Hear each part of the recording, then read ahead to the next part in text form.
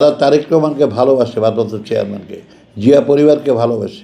যারা মনে করে যে বাংলাদেশের সবচেয়ে নির্যাতিত পরিবার হলো জিয়া পরিবার, ঠিক তাদেরকে একটা দেখার জন্য সবাই কিন্তু এক জায়গায় উপস্থিত হয়েছে।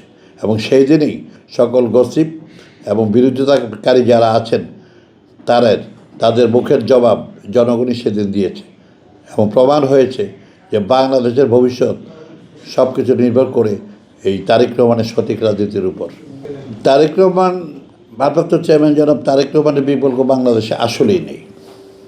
আপনি দেখেন, জনাব তারেক রহমান বাংলাদেশে পাড়া দেওয়ার আগের অবস্থাটা দেখেন।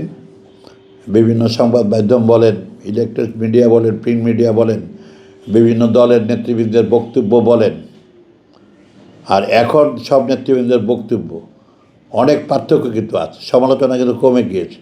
উনি জাতির উদ্দেশ্যে যে ভাষণ তিনি দিয়েছেন, দেখেন উনি এখানে হিংসা বিদ্বেষ কিছুই করেননি। উনি তো হাসিনা সরকার যে অত্যাচার করেছে সেই ব্যাপারে একটি কথা বলেননি। টানা তৃতীয়বার অর্জন করেছে দেশের সেরা সুপার ব্র্যান্ড স্বীকৃতি বসুন্ধরা টিস্যু। ওনাকে যারা বিভিন্নভাবে সমালোচনা, কারো নামই তো উনি উল্লেখ করেননি। উনি কিন্তু একটা জিনিসের উপর জোর দিয়েছেন, শান্তি চাই, শান্তি চাই, শান্তি চাই। এবং বাংলাদেশের নাগরিকদের যাতে বাংলাদেশের নিরাপদভাবে বাংলাদেশ তৈরি হয়, নিরাপদ বাংলাদেশ, সেটার উপরে জোর দিয়েছেন। এটাতে উনি একটি মেসেজ দিয়েছেন, মেসেজ একটাই দিয়েছেন, বাংলাদেশে বহু কিছু হয়েছে, আমরা পিছন দিকে তাকাতে চাই না।